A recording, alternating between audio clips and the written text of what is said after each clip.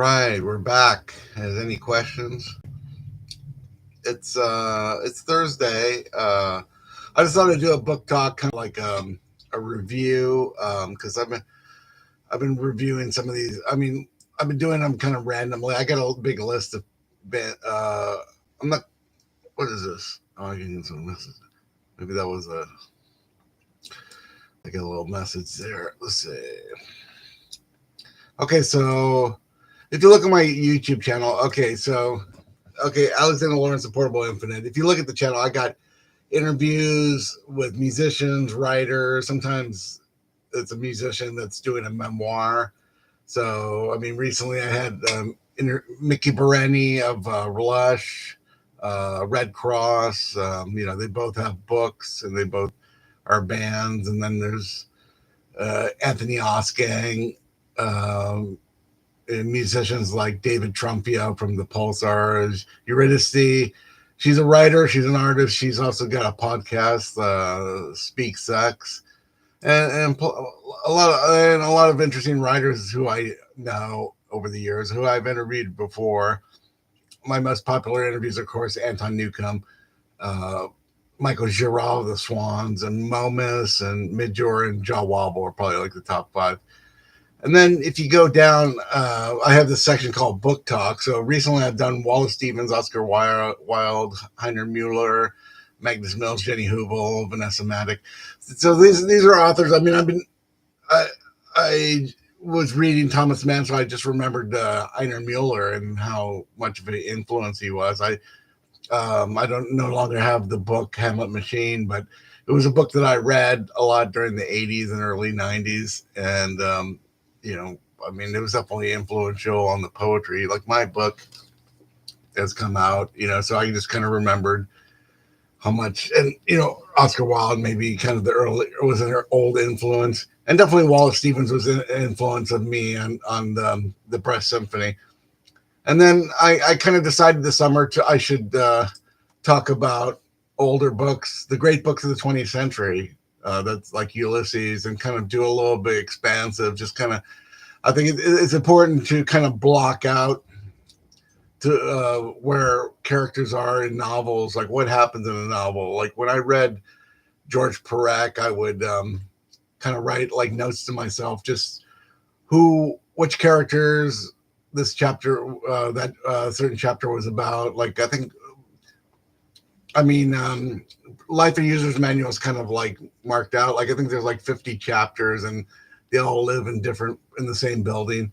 And so I would write kind of like notes, like which character the chapter was about, what happened in the chapter. Like usually you had, like each person's life story, and sometimes there was some kind of interconnection. So I'm doing that here. I'm kind of talking about like what I think about, and by chapter by chapter. James Joyce is easy because there's 18 chapters and they're all kind of different. Thomas Mann is a little harder because the first three chapters are short, and the first three are short, and the last four are long.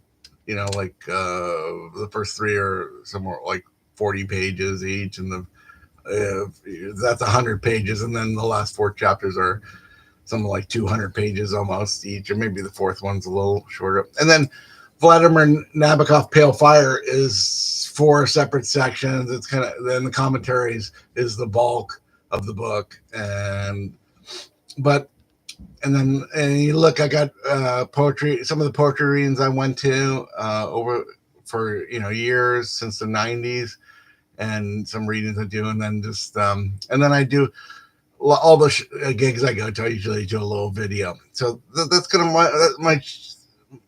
that's how it's organized. I mean, there's probably more videos that I have on there. I mean, I have my Ibiza videos and stuff with different authors, but like having reading, like, I mean, it's possible that, there is kind of a resurgence in reading. You can see it on the internet. It's there's dark academia. There's actual readings in LA, like little salons going on. It seems like there's kind of an interest in the last 2 years. I because I guess people are just kind of burned out on internet culture and just are just more interested in physical culture. So there's kind of like young people are kind of interested in like readings and things we used to do back in the 80s and 90s, even though, you know, it's true that writers in the 80s and 90s, I mean, there was a ton of magazines and the newspapers, the New York Times, Book Review used to, and magazines used to focus a lot of time on books, new books, and David Foster Wallace and Thomas Pynchon would get like these big, huge articles about them written in like national magazines, and you don't really see that. I mean, I would have never heard about like dancer Mark Morris or you know theater director Robert Wilson if there wasn't like this kind of arts culture section in a paper. I mean, I would have never even like I mean, I guess I would have got to him at some point, but not as early as I did. I mean, like it seemed like those people, all that stuff was like covered, like dance, theater, classical music, and not just not just celebrities that have a lot of followers on Instagram or a lot of followers on Spotify. And I mean, I think people are I mean, it's possible that people can get burned out on all that and kind of like long for a pre-internet time and kind of maybe they're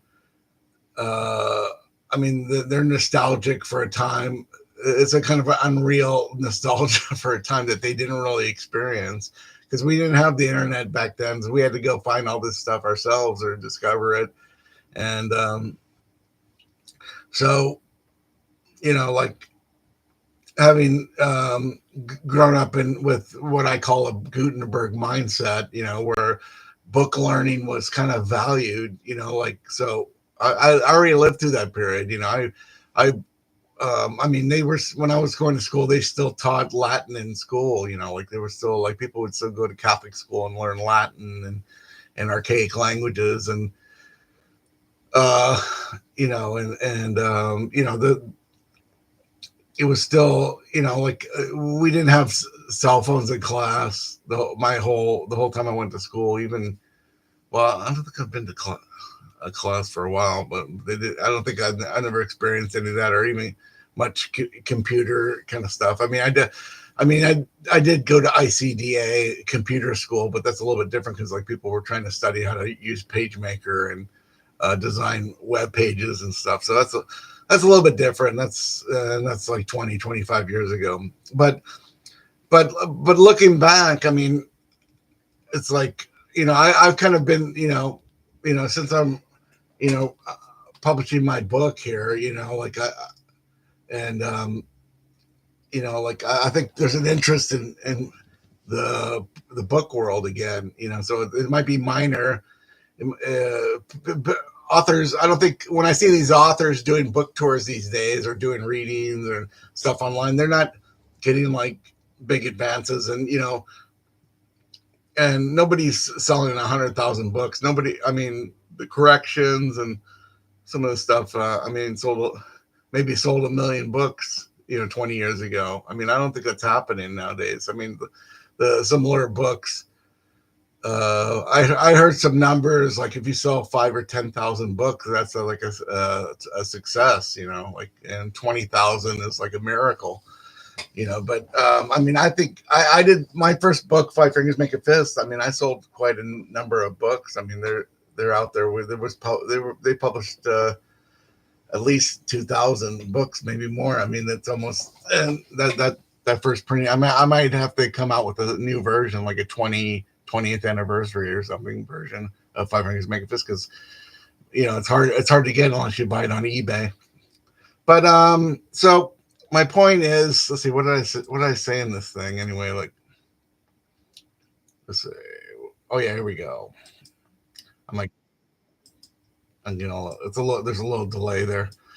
So yeah, the internet. My thing that I did here is the internet ruined everything. Yes, most of the great books that have already been written. Most of the great books, most of the books that are great have already been written. Maybe that's true. I don't know. and today's new fictions kind of seems like an echo, like a rehash, like kind of like a nostalgic gesture for some, like looking back like to the 90s or the 20th century. And those writers, I knew a lot of writers who got like big advances, and I don't think those people get, these writers that are even kind of, that get a lot of coverage these days, I don't think they're, they're lucky to um, get a royalty check these days. I mean, I doubt it. I mean, I have to ask. I mean, it's good to. It's like even like a book I think is successful comes out, it sells a few copies on in bookstores and Amazon, and then it gets kind of reviews, and then 3 months later it disappears, and it's like, because there's so many people doing the same thing, and there's all this like crappy genre fiction with like romance fiction with AI covers that all look the same, and people are all trying to do their little kind of series, like books and stuff. It's like stupid. It's like, why do I need to read like 10 books that are all like the same stupid genre? It's like, everyone wants to be like Lord of the Rings or Harry Potter. It's like, fortunately, I kind of grew up before that thing even happened. I mean, that was kind of like when I was like in my 30s. So, like some of the books you should read right now, if you want to really read a book that's like just good in its own right. I mean, I just read Pale Fire. I mean, that is like way better than anything written this year. Pale Fire by Vladimir Nabokov. I mean, and even Lolita. I mean, you should read those books because that will always be great. And like the stuff that's supposed to be great right now is going to fade. And Thomas Mann, The Magic Mountain. I think I should read Buddha. I have Buddenbrooks up there. I should read that next. And but I mean, some of the books that I've talked about in Book Talk that I reread. I mean, I probably read this book 10 times and stuff, and I'm still. I mean, this book right here, The Metamorphosis. This is like a new translation. This is translated by Susan Bernofsky. This is like a new one that came out on Norton a few years ago. Maybe it's maybe it's like a while ago. Yeah, 10 years ago. Whoa. It seems like I just got this in the mail. So this book is like, this just blows away anything written today, Still, like Kafka, Thomas Mann, Nabokov, just go read those guys. I mean, like that. Don't start reading Harry Potter and genre fiction and then being disappointed that nothing. I mean, I'm not even gonna bother getting this, but this book, I read I've read this book a few times. Magnus Mill's Three to See the King. I mean, this book, I want to read this again, but I just read the first couple chapters. I mean, this kind of blows away anything I've read. The new books, Magnus Mills is like way better. And then even this is like Arthur Rimbaud Illuminations. This is like a new translation that came out in 2011. This is also Norton, because I have such a great relationship to W.W. Norton that they send me all these books, but including the I think maybe even the Thomas Mann was on Norton, or the brothers Karamazov. I mean, I read that this year. That was amazing. It's like there's all these amazing books that are still and they're easy to get because they're in the public domain, so you can find them at library sales for like $1 and stuff. So like go out and get it. I mean, it's really hard. I mean, people that read newer books, I mean, they kind of exist in this cultural amnesia, like as if, and just like people that kind of focus on all these like pop artists of today. It's like hey, this, this these people, these pop stars that are like really popular today are just ripping off the 80s. They're, you can go by song, and they're just, it's like the same chord structure. It's like the same. They're just going, oh, let's do our little version of this song and stuff. So, I mean, reading, if people are lusting after some, pre-internet era, with books and vinyl, a lot of the stuff that I mean, there's like a plethora of books. There's too many books that you could possibly read. I mean, if you're not reading by the time you're like 16, I mean, it's really hard to get into it when you're like in your 30s and stuff. And then music. I mean, there's like a glut of music. I mean, what did they say? There's like, I was reading this book. There's like a million, 100 million tracks on Spotify or something. There's just too much. I mean, when I was buying my record collection, like when I got my first record collection in the 80s, when I would go have a paper route or like a part-time job, and I would just take that check and go over to the record store and buy a bunch of punk rock or new wave records, like in 80, 81 and stuff. I would get a check, and it'd be like whatever, like 50 or $100. I'd go buy. A lot of those were like import records, so they didn't cost like $5. They cost like $10 or something. They cost twice as much, and like the Clash or the Buzzcocks or whatever. And and then you go home and listen to it, and you listen to it a lot of times. Like these days, you could just make a playlist on Spotify and be listening to it, and you know it just seems like you're kind of like having an out of body experience and stuff. When I bought, like, even like the records like this, like Moon Zappa, we we'd listen to it like a bunch of times, or Beastie Boys or something. You buy the record, he's like, and then you go and listen to it a ton of times and stuff. I mean, the younger people today with their Spotify and their Kindle and whatever. I mean, you can download a lot of books online and stuff.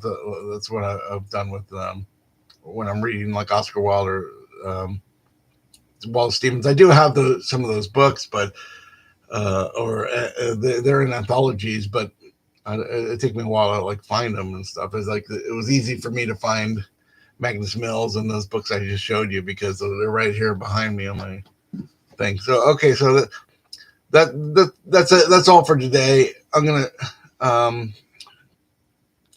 I'll do more book talks. More. I mean, I have a big list. I have a big list here of authors I want to get to here. If you see it, but I don't think I'll be doing anything in depth for a while. And I'm going to be doing a reading in downtown LA on November 24th. So look out for that. Okay, that's and it's going to be a poetry reading. So I'm really I'm really going retro and vintage with this one because I'm going to dredge up what we used to do in the 80s and 90s. Okay, so if you got any questions, email me or leave a message or follow this. Okay, great. Take care.